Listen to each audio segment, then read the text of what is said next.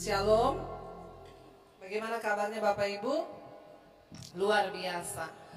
Hari ini ya kita akan sama-sama belajar tentang bagaimana kita hidup melepaskan pengampunan. Ya, pengampunan ini sangat penting ya dalam hidup setiap kita. Kekristenan itu sangat identik dengan pengajarannya yaitu kasih. Ya, dan orang Kristen itu pengajarannya identik dengan pengampunan. Artinya apa? Orang Kristen itu terkenal dengan mau memaafkan, ya, tidak menyimpan kepahitan. Karena ajaran utama dari kekristenan itu adalah mengasihi. Tetapi pada prakteknya masih banyak orang Kristen yang hidup tidak bisa mengampuni. Dan tanpa kita sadari, ternyata kalau kita nggak bisa mengampuni, itu akan sangat mempengaruhi karakter kita, Bapak Ibu. Ya, dan sangat berpengaruh di dalam pernikahan kita, dalam rumah tangga kita. Saya pengen kita tahu bersama salah satu ciri-ciri, ya beberapa ciri lah, bukan salah satu ya. Ciri-ciri dan perilaku dari orang yang masih hidup di dalam kepahitan. Ciri-ciri dan perilaku dari orang yang hidup tidak bisa mengampuni. Yang pertama itu apa? Orang yang kepahitan, yang tidak mampu mengampuni itu yang pertama memiliki emosi yang sangat tinggi dan mudah tersinggung. Ya, coba kita cek, jangan-jangan ciri-ciri ini ada dalam diri kita. Orang yang masih menyimpan kepahitan, tidak mau mengampuni, ciri pertamanya itu adalah emosinya tinggi, meledak-ledak, dan mudah tersinggung. Ya, apakah di antara kita ada hari ini? Ya, pokoknya apa dikit marah, emosi. Di jalan nyetir sama sopir bajai, emosi. Ketemu sopir angkot, emosi. Anjing nyebrang, emosi. Apa sih? Semua diemosiin, saudara. Masalah anjing aja marah. Hati-hati loh. Ini ciri-ciri jiwa kita ini tidak sehat. Ada hal yang belum beres ya. Apa dikit marah, apa dikit emosi, apa dikit marah. Ya, ada di sini bapak-bapak nggak usah angkat tangan. Ya, kalau angkat tangan nanti saya baptis ulang. Rendam 20 menit. Yang kedua, mudah tersinggung. Orang itu kalau menyimpan dendam, tidak bisa mengampuni, itu mudah tersinggung. Ya, gampang tersinggung. Ketemu orang, orangnya nggak senyum, marah dia. Tersinggung, nih orang ya, mesti sama saya ada sesuatu. Padahal orang itu lagi banyak pergumulan, mikir besok jatuh tempo tagihannya, mau bayar cicilan bagaimana. Jadi mukanya agak cemberut, tapi karena ketemu orang yang memang hatinya tidak beres, tersinggung. Yang diomongin orang lain yang tersinggung dia. Banyak di gereja begini. Bahkan sama khotbahnya pendeta aja tersinggung. Ini pasti pendeta lagi omongin saya. Ya memang kalau pendeta ngomong dari sini, ini saya lagi ngomongin kita semua, amin. Lagi ngomongin karakter kita. Kalau nggak tersinggung justru kebangetan. Ya, tetapi tersinggung yang bagaimana? Orang itu kalau punya kepahitan, apa-apa tersinggung. Istri ngomong apa, nangkepnya apa? Ya. Suami ngomong apa, nangkepnya apa. Makanya kita perlu membereskan yang namanya kepahitan, supaya kita memasuki rumah tangga itu enak. Bayangkan kalau istri pahit, suami pahit. Masuk rumah tangga, dua-duanya pahit. Tiap hari minum kopi, pahit. Makan daun pepaya, maka semakin pahitlah hidup rumah tanggamu. Semua pahit. Lepaskan pengampunan, itu baik bagi jiwa kita. Dan perilaku kita pun akan terpengaruh, saudara. Lalu yang berikutnya, orang yang punya kepahitan, tidak bisa mengampuni itu apa? Susah diajak bicara baik-baik. Kita sering ya ketemu orang kayak begini ya. Ada orang-orang konseling datang sama saya, padahal dia itu konseling loh. Tapi nggak bisa diajar bicara baik-baik itu nggak bisa. Jadi begini ya Bu, suami saya itu Bu, gini, iya Bu, Ibu dengar saya ngomong dulu, nggak bisa. Jadi suami saya itu ya udah, kalau Ibu nggak bisa diomongin, nggak usah telepon saya. Ya, ada orang-orang tuh nggak bisa. Jadi gini loh Bu, firman Tuhan tuh berkata begini, Ibu nggak ngerti sih. Nah, jadi diajak bicara baik-baik itu nggak bisa. Orang itu berarti jiwanya masih penuh dengan kepahitan. Kita punya keluarga kan saudara, ada kan keluarga model-model begitu kan. Mau diajak bicara baik-baik tuh nggak terima, maunya tuh pokoknya ribut berantem. Itu ciri-ciri orang yang hatinya penuh dengan kepahitan, tidak mengampuni. Kekecewaannya ditimbun, makanya juga nggak bisa diajak omong baik-baik. Yang ketiga, orang-orang kepahitan tuh suka ngancem. Ya, lihat kamu ya. Lihat aja kamu ya, suami istri nih yang punya kepahitan ada. Berantem dikit masalah kecil udah gini, lihat kamu ya, saya ceraikan loh kamu, saya talak loh kamu. Urusannya tuh apa? Urusan kecil berbuah sampai jadi gede. Ini tanda orang masih ada kepahitan, tidak bisa mengampuni. Ciri yang berikutnya, tidak mudah memberikan maaf, apalagi itu orang melepaskan pengampunan nggak bisa memberi maaf. Saudara,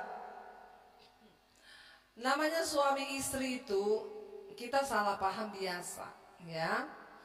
Nggak mungkin suami istri itu nggak ada salah paham tuh, nggak mungkin. Sekudus-kudusnya orang, saya sama suami, selalu ada saat-saat kita tuh miss dalam omongan.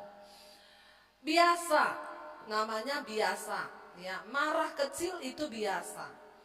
Tapi jangan sampai kalau orang marah sampai 3 hari nggak omongan, 5 hari nggak bicara, itu sakit jiwa. Amin. Saya tidak perlu bertanya di sini, angkat tangan. Kalau ada di antara saudara berantem lebih dari 3 hari tidak omongan, 2 hari, apalagi 1 minggu, Anda sudah saya pastikan sakit jiwa. Tidak ada Tuhan di dalam hatimu, yang ada tuh setan. Mudah-mudahan tersinggung, bilang amin. Dengar baik-baik, kalau ada orang berantem 3 hari 3 malam gak omongan suami istri, apalagi 1 minggu, tidak ada Tuhan di hatimu, yang ada setan, bilang amin. Nggak ada yang amin. Dan jangan semua ini kalau berantem lebih dari 3 malam. Untuk apa saudara ke gereja?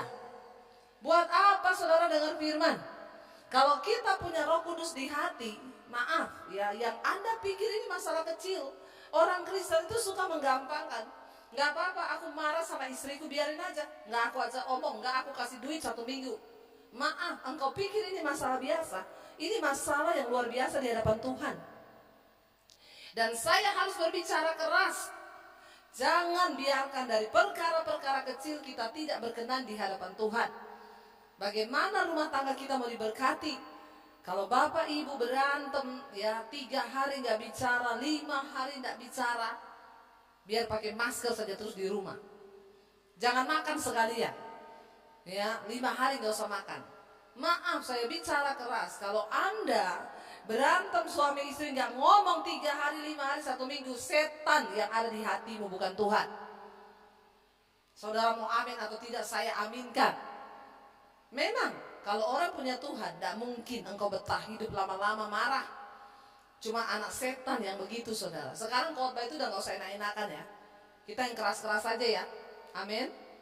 Ya, kalau nggak mau dengar khotbahnya Debbie Basir, cari saja yang enak-enak sana. Nggak usah dengar. Kenapa? Akhir zaman kita harus tegas dengan kebenaran supaya hidup kita tidak dipermainkan iblis. Ya. Yang berikutnya, orang yang tidak melepaskan pengampunan atau penuh dengan kepahitan itu dia nggak mungkin bisa menerima nasihat. Makanya suami istri hidup berantem terus, kenapa? Dua-dua merasa benar, nggak mau terima nasihat. Dinasehatin tuh nggak mau, diem. Ya, nggak usah kamu nasihatin saya lebih pintar dari kamu. Wah, ini ciri-cirinya. Nah, saudara, kita mau belajar apa yang Yesus ajarkan ya. Satu kali Petrus itu bertanya ketika Yesus sedang bersama-sama dengan mereka. Pertama-tama terlibat pembicaraan dengan Yesus. Jadi mereka tuh bersama-sama ngobrol ya tentang firman Tuhan. Yesus itu tidak selalu berkhotbah, tapi dia we time dengan murid-muridnya sambil makan. Mereka ngomong-ngomong, dan yang diajarkan Yesus nilai-nilai kebenaran firman Tuhan. Satu kali Yesus mengajar kepada mereka tentang menasehati sesama. Matius 18 ayat 15 dulu. Supaya tidak ada pertengkaran, tidak ada kepahitan, ya, kita perlu saling menasehati. Matius 18 ayat 15, Yesus itu ngomong gini sama murid-muridnya. Apabila saudaramu berbuat dosa, tegurlah dia, ya. Matius 18 ayat 15. Apabila saudaramu berbuat dosa, tegurlah dia di bawah 4 mata. Jika ia mendengarkan nasihatmu, engkau telah mendapatinya kembali atau engkau sudah menyelamatkan dia. Kalau ada saudara kita, teman kita, sahabat kita, orang di gereja kita yang berbuat dosa, kalau kita mengasihi dia, tegur berapa mata? 4, jangan 5, berarti ada yang ngintip. 1 ya, atau 6, enggak boleh. 4 mata, panggil, ngomong, saya tuh dengar atau tahu kamu begini. Saya mengasihimu ya. Sesuai dengan firman Tuhan dikatakan tegur 4 mata. Kamu harus bertobat begini. Ayo kita berdoa. Selesai. Dia mau bertobat, kita sudah menyelamatkan dia. Tapi kalau nggak mau, ayat berikutnya dikatakan, ayat yang ke-16. Jika ia tidak mendengarkan engkau, bawalah seorang atau 2 orang lagi, supaya atas keterangan 2 atau 3 orang saksi, perkara itu tidak disangsikan. Kalau dia nggak mau bertobat, ajak orang lain. Ya, makanya saya menasihatkan ke jemaat begitu, Bu. Suamiku selingkuh, Bu. Ibu sudah bicara 4 mata dengan suami, sudah tidak mau berubah. Panggil 2 atau 3 orang saksi. Siapa? Mertuamu, orang tuamu. Itu orang terdekat supaya tidak bocor keluar. Ajak duduk bersama. Tidak salah loh saudara. Tidak salah. Supaya jangan istri tok menyimpan kepahitan. Ya, karena apa? Memendam terus kepahitan suami ini selingkuh, gak mau berubah-berubah. Libatkan orang lain. Supaya Anda tidak memikirkannya sendiri. Ajak orang tuanya duduk, ajak orang tuamu duduk. Karena pernikahan itu dua keluarga. Ya, atau kalau tidak mau libatkan orang tuanya, ya kita pokoknya ajak kakaknya atau adiknya ngomong di depan. Dia tidak mau bertobat lagi. Ini Tuhan Yesus loh yang ngajari loh. Ya, bukan saya loh. Tuhan Yesus ngajari sama murid-muridnya. Gimana kalau dia nggak mau dengar 2-3 orang ngomong? Ayat yang berikutnya 17. Jika ia tidak mau mendengarkan mereka, lebih parah lagi nih. Sampaikanlah soalnya itu kepada jemaat, umumin di jemaat. Ngeri nggak? Ngeri. Tapi memang perlu kayak begini nih saja di gereja supaya orang tobat. Udah nggak usah mikir nanti dia kepahitan, nanti dia gini. Orang yang kepahitan itu memang orang yang tidak mau bertobat di gereja, cuma bikin ribut saja. Banyak orang model begitu di gereja, nggak bertumbuh imannya. Yesus bilang, kalau udah ditegur 2-3 orang tetap nggak mau berubah, tetap saja tidak mau ya menerima nasihat, sampaikanlah itu kepada jemaat. Dan jika ia tidak mau juga mendengarkan jemaat, pandanglah dia sebagai seorang yang apa? Tidak mengenal Tuhan, nggak mengenal Allah. Dia sama dengan seorang pemungut cukai yang tidak bertobat. Jadi saudara tahu sekarang ya, ini Yesus yang ngomong. Ya, makanya bertobat ditegur 2-4 mata, tobat dulu. Ya, kalau nggak mau tobat, ya udah terpaksa.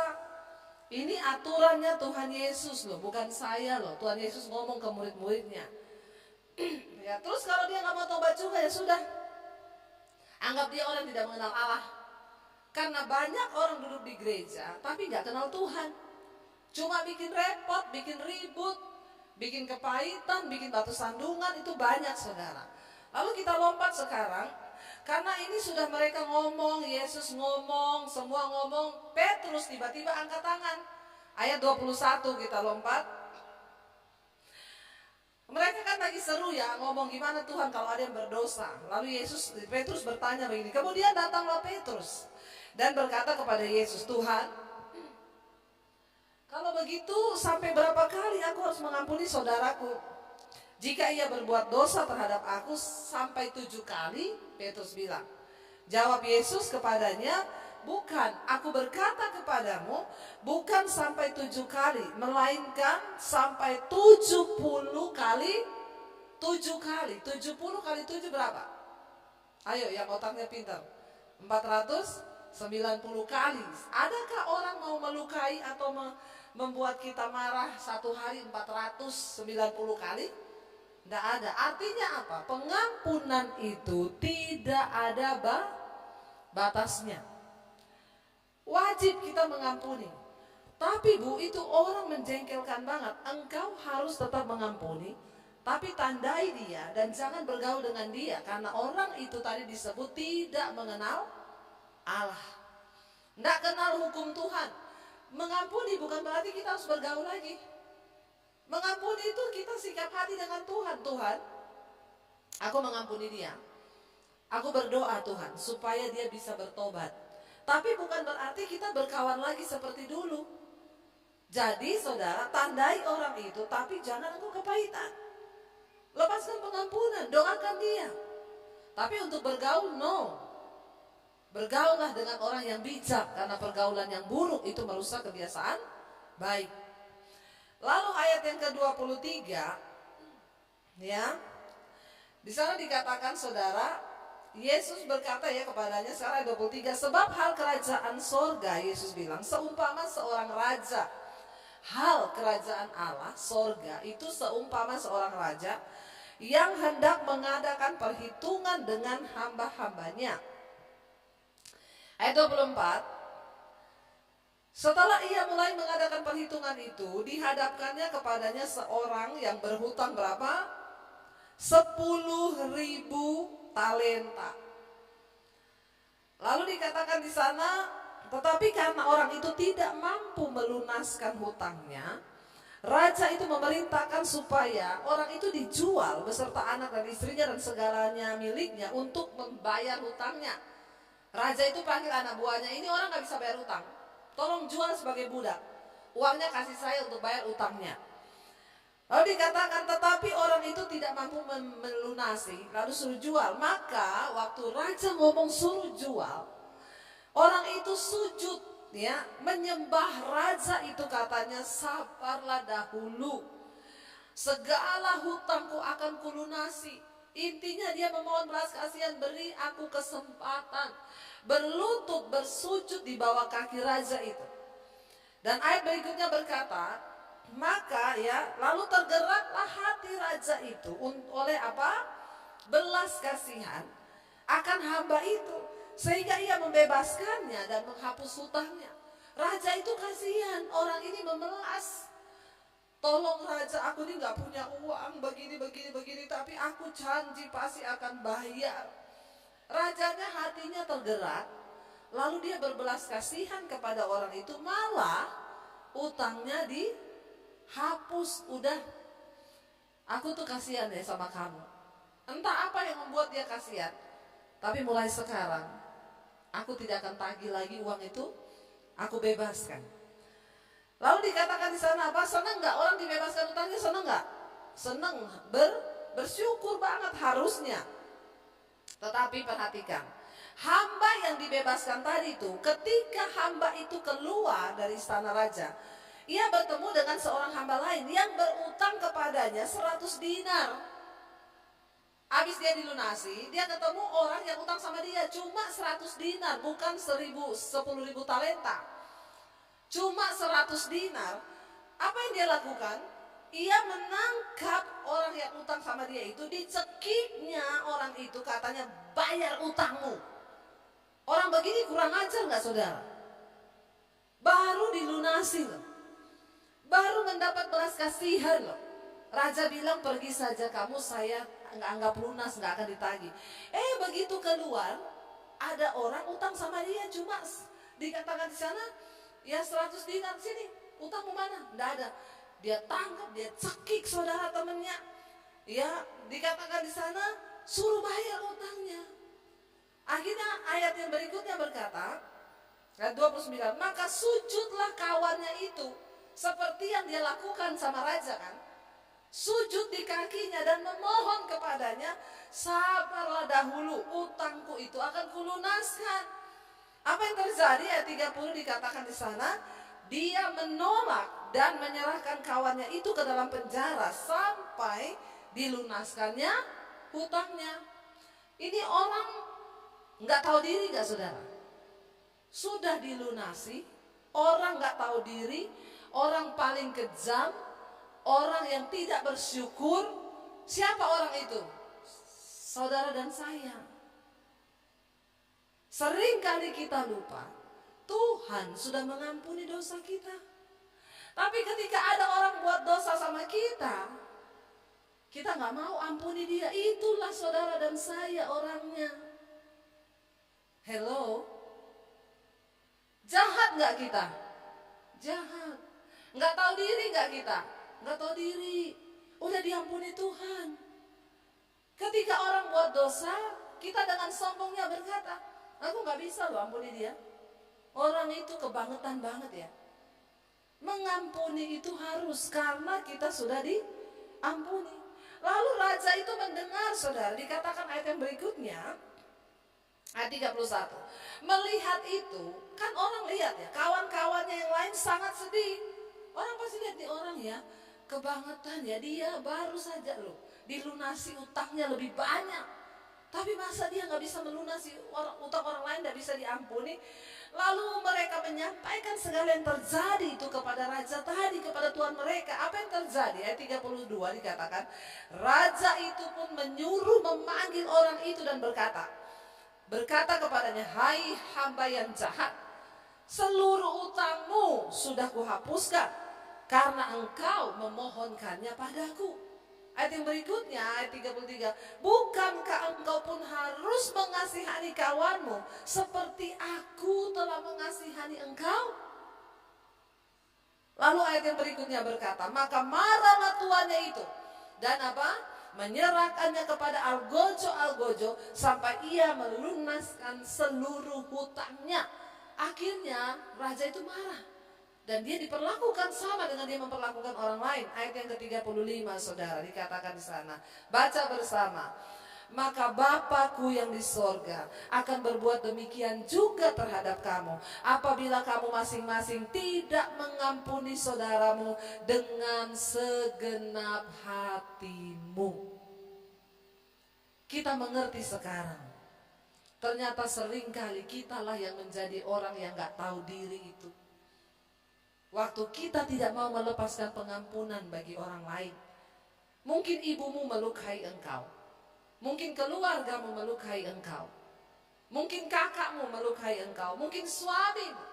Mungkin anakmu melukai engkau. Kita tidak bisa mengontrol siapapun yang datang dalam hidup kita. Tapi keputusan untuk mengampuni itu mutlak karena Tuhan menyuruh kita untuk melakukan itu. Kalau tidak, kita di pandangan Tuhan seperti hamba yang jahat itu. Sudah dilunasi utangnya, tapi dia tetap tidak mau mengampuni orang yang bersalah kepada dia. Maka mari kita bertobat Bapak Ibu. Kenapa? Karena kita dipanggil menjadi manusia-manusia baru di dalam Tuhan. Ya, kita lihat Efesus pasal yang keempat. Efesus pasal yang keempat, kita akan baca saudara. Bagaimana kita menjadi manusia baru di dalam Kristus. Kita lihat mulai ayat 22 saja. Ya, yaitu bahwa kamu berhubung dengan kehidupan kamu yang dahulu harus menanggalkan manusia lama yang menemui kebinasaannya oleh nafsu yang menyesatkan. Orang yang tidak bisa mengampuni itu dikuasai oleh nafsu amarah. Ayat yang berikutnya 23 berkata, supaya kamu dibaharui dalam roh dan pikiranmu. Kalau kita tidak menanggalkan semua yang manusia lama itu kita nggak mungkin menjadi manusia baru, pikiran dan roh kita dibaharui. Dan mengenakan manusia baru yang telah diciptakan menurut kehendak Allah dalam kebenaran dan kekudusan yang sesungguhnya. Ayat yang berikutnya 25. Karena itu buanglah apa? Dusta. Berkatalah benar seorang kepada yang lain karena kita adalah sesama anggota.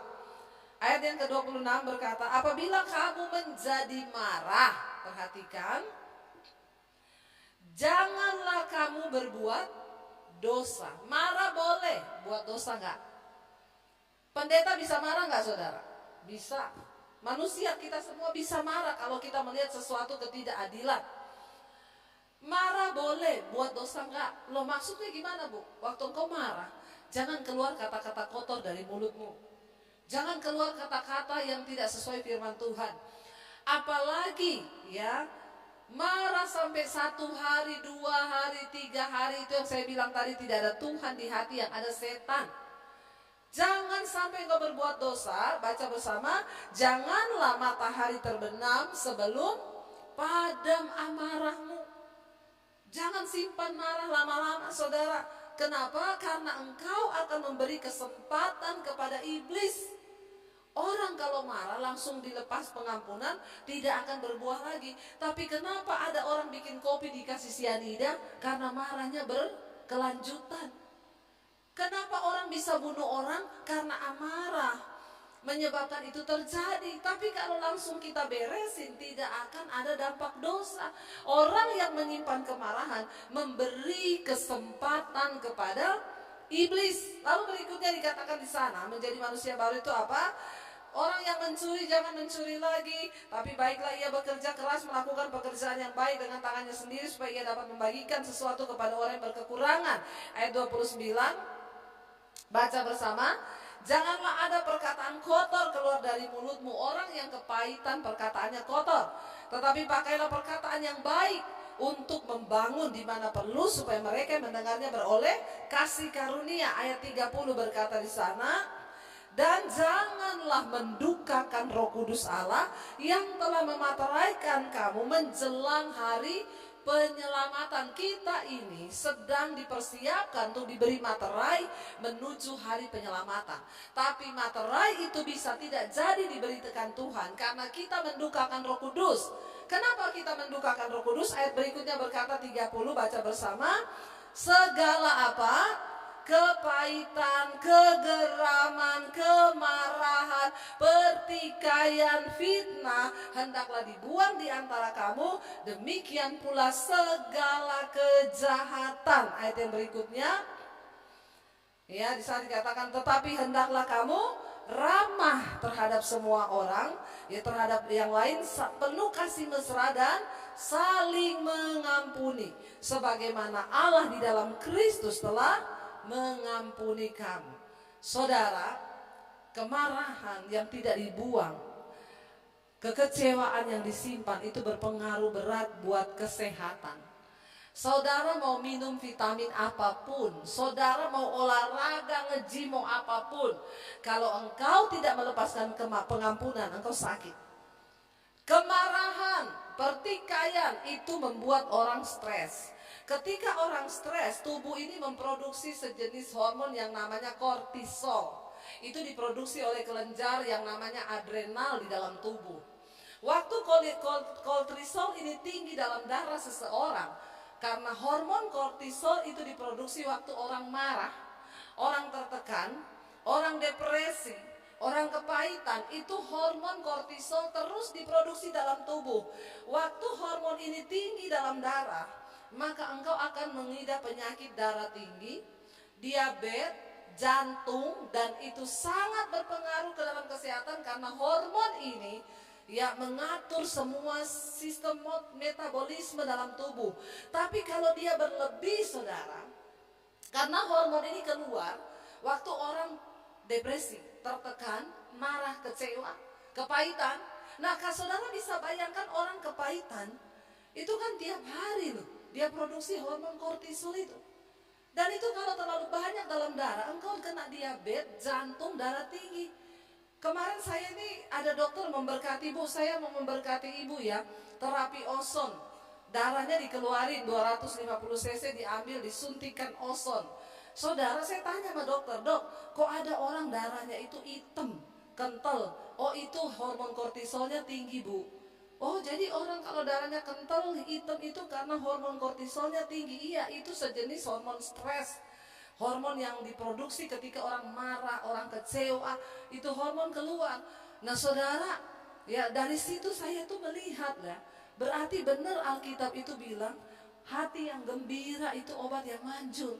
Padahal kalau orang itu kepahitan, mana ada gembira. Yang tadi itu marah-marah, emosian, tersinggung, anjing lewat marah, kucing nyebrang marah. Nggak ada hubungannya, marah-marah. Hormon kortisolmu tinggi, darahmu hitam, kental. Bertobat. Jadi semua itu ada sangkut pautnya. Ya, kalau orang itu hatinya damai, sukacita, nggak marah-marah, darahnya itu lancar. Saya lihat kemarin darah saya dikeluarin, puji Tuhan nggak hitam banget sih. Ya, lalu dimasukin ozon, dicampur begitu jadi pink darahnya, dimasukin lagi ke dalam tubuh. Ya, untuk menetralisir darah yang lain. Saya tuh lihat ya, saya banyak tanya sama dokter, oh jadi begitu ya dok? Iya Bu, waktu orang itu marah, ya tertekan, hormon kortisol tuh diproduksi berlebih dalam tubuh. Lalu gulanya naik, darahnya naik. Saya kemarin itu pas dikontrol gula saya rendah, darah saya rendah karena saya tidak pernah marah-marah. Ya, gula saya masa cuma 80 saudara. Ya, normalnya 140. Jadi saya harus dibikinin teh, kasih madu dulu baru bisa diambil darahnya. Ya, karena gulanya sangat rendah sekali. Ya, makanya obat saya itu duren. Ya, saya bersyukur saya pelayanan kalau drop dicari duren sampai kambing, enak toh? Ya enak, makanya jaga hati damai sejahtera. Jangan sampai darahmu naik, gulamu naik. Kenapa? Kebanyakan hormon kortisol dalam darah. Saudara, Tuhan itu tidak pernah berdusta. Saya undang imam musik maju ke depan. Biar kita mau terus ya datang pada Tuhan. Kita mau bilang Tuhan, kami mau pulihkan setiap kami. Ya, kuduskan hidup kami supaya iman kami ini terus bertumbuh di dalam Tuhan. Kami melepaskan pengampunan, hidup kami damai sejahtera. Imam musik bisa maju ke depan. Ya, mana pemain musiknya? Nanti pemain musik ini mulai besok duduk di sini saja ya, tidak usah di belakang. Nanti pada cerita di belakang, duduk saja di sini biar dengar firman. Ya, saudara, kita percaya, saya minta ya. Ketika kita mau sungguh-sungguh bertobat, mau merendahkan diri, ingat seringkali yang menjadi hamba yang jahat tadi itu kita lah. Karena kita lupa bahwa Tuhan sudah mengampuni kita. Kita lupa bahwa Tuhan sudah memulihkan kita. Sehingga kita tidak punya hak untuk tidak mengampuni orang lain.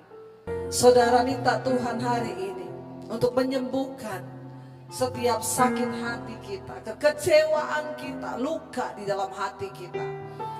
Ketika engkau melepaskan pengampunan, itu bukan hanya untuk kebaikan orang yang engkau ampuni, tapi untuk kebaikan kita juga. Hidupmu sehat, berkatmu tidak terhalang.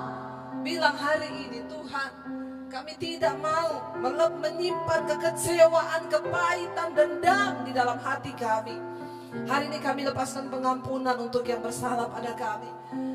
Demikian juga kami suami istri, mungkin tidak kami sadari ada hal-hal yang membuat kami kecewa. Hari ini kami lepaskan pengampunan buat suami, buat istri, buat anak-anak, sehingga hidup kami akan semakin berbahagia. Terima kasih Bapak. Bapak hamba berdoa bagi setiap anak-anak-Mu Tuhan, agar kami mau sungguh-sungguh meresponi firman Tuhan. Karena hanya firman Tuhan itulah kebenaran yang mutlak bagi hidup kami. Kalau Tuhan berkata seperti itu benar-benar dan sungguh-sungguh membawa kebahagiaan bagi hidup kami.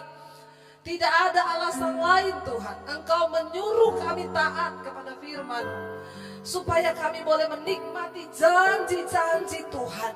Ajar kami taat, ajar kami setia melakukan firman Tuhan, bukan menjadi pendengar, tapi menjadi pelaku firman Tuhan. Hamba berdoa, berkati anak-anak-Mu yang mau membuka hati untuk melakukan firman. Usaha mereka diberkati, pekerjaan mereka diberkati, kesehatan mereka diberkati, bahkan hidup mereka menjadi berkat bagi banyak orang. Kami melepaskan berkat bagi bangsa dan negara kami Indonesia. Lawat bangsa ini, hujan pertobatan tercurah bagi Indonesia. Kami buka hati kami juga Bapak hari ini. Mari buka hati dan tanganmu saudara. Terimalah kiranya berkat dari Allah Bapa, cinta kasih Tuhan Yesus Kristus, penyertaan Roh Kudus turun atas hidup kita mulai hari ini, bahkan sampai kali yang kedua Tuhan Yesus datang menjemput kita semua. Nama kita tercatat di dalam kitab kehidupan. Dalam nama Yesus yang percaya diberkati Tuhan, katakan bersama, amin, amin.